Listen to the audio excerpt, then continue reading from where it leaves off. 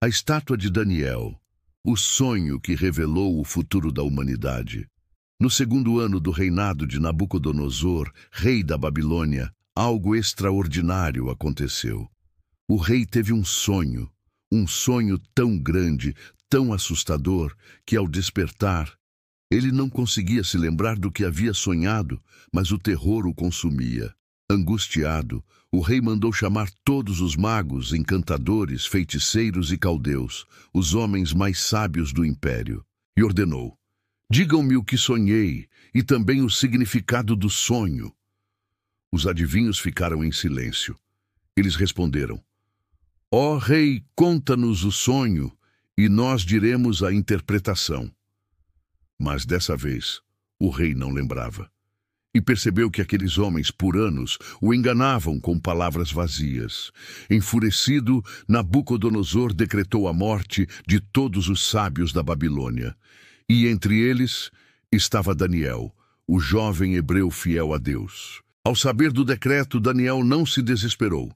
Ele procurou o rei e pediu um tempo. Dá-me um prazo, e o sonho será revelado. O rei, perturbado, aceitou, e Daniel voltou para casa. Reuniu seus amigos, Hananias, Misael e Azarias, e juntos se colocaram de joelhos. Oraram ao Deus do céu, pedindo misericórdia, pedindo a revelação do mistério. E naquela noite, enquanto dormia, Deus revelou a Daniel o sonho e o seu significado. Ao amanhecer, Daniel exaltou ao Senhor. Seja bendito o nome de Deus para todo sempre, pois dele é a sabedoria e o poder. Então, Daniel foi levado à presença do rei e disse com humildade: ó rei, nenhum sábio, mago ou adivinho pode revelar este mistério, mas há um Deus nos céus que revela o oculto. Daniel começou a revelar o sonho. Tu, ó rei, estavas vendo uma grande estátua, enorme e terrível. A cabeça era de ouro puro, o peito e os braços de prata, o ventre e as coxas de bronze, as pernas de ferro e os pés, parte de ferro e parte de barro. O rei ficou em silêncio, seus olhos marejados. Era exatamente o sonho que tivera e havia esquecido. Daniel continuou: enquanto olhavas, uma pedra foi cortada sem auxílio de mãos humanas. Ela atingiu os pés da estátua e os despedaçou.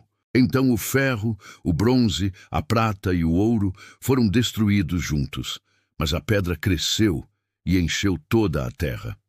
E Daniel explicou: tu, ó rei, és a cabeça de ouro, o reino da Babilônia. Depois de ti surgirá um reino inferior, representado pela prata, o reino da Medo-Pérsia. Em seguida virá outro, o reino grego, simbolizado pelo bronze. E depois o quarto reino, forte como o ferro, que quebra e domina tudo, o Império Romano. Mas Daniel foi além. Nos dias desse quarto reino se levantará um reino eterno que jamais será destruído, um reino que não será deixado a outro povo. Ele esmagará todos os reinos e permanecerá para sempre.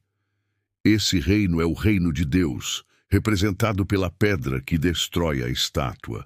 Um reino que não nasce de mãos humanas, mas do poder do Altíssimo. E naquele instante, o rei Nabucodonosor se prostrou diante de Daniel e declarou: certamente o vosso Deus é o Deus dos deuses e o Senhor dos reis. A estátua mostrava a história da humanidade antes mesmo dela acontecer. Cada parte, um império. Cada metal, uma era. Do ouro ao ferro, a glória humana descia em decadência. Mas no final, a pedra, símbolo do reino de Cristo, vence. E é essa mensagem que ecoa até hoje. Os reinos humanos passam, mas o reino de Deus permanece para sempre. Durante 43 anos, Nabucodonosor reinou em Babilônia com poder absoluto. Mas após sua morte, o trono passou a seus sucessores. E com o tempo, um novo rei se levantou, Belsazar, neto de Nabucodonosor, um homem arrogante que não aprendeu com os erros de seus antepassados. Certa noite, Belsazar organizou um banquete grandioso para 1000 dos seus nobres. O vinho corria sem cessar, E entre risos e músicas, o rei ordenou algo terrível. Tragam as taças de ouro e de prata que meu avô tomou do templo de Jerusalém. Esses utensílios eram sagrados, pertenciam ao templo do Deus Altíssimo.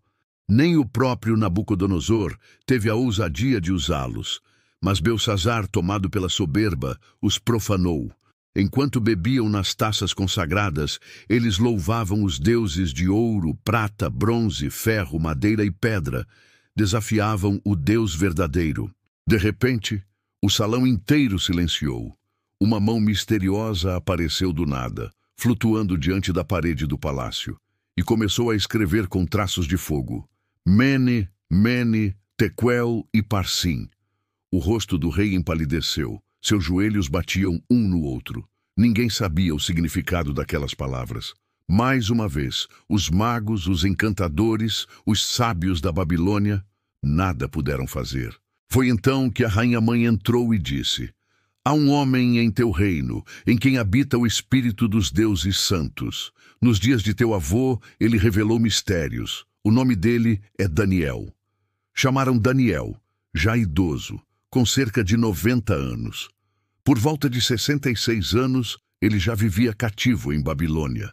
E o velho profeta diante do rei apavorado disse: Mene, contou Deus o teu reino e deu cabo dele. Tekel, foste pesado na balança e achado em falta. Pérez, dividido foi o teu reino e dado aos medos e aos persas.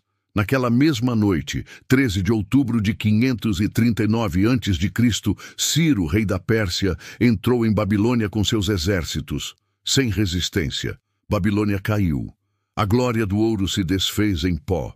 O primeiro império mundial havia chegado ao fim. Depois veio o Império Medo-Persa, governando de 539 a 331 a.C.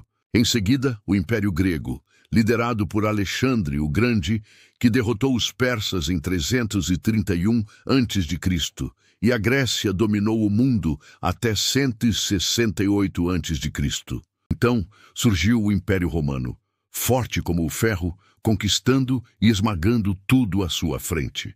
Esse era o quarto reino da estátua, mas Roma também caiu.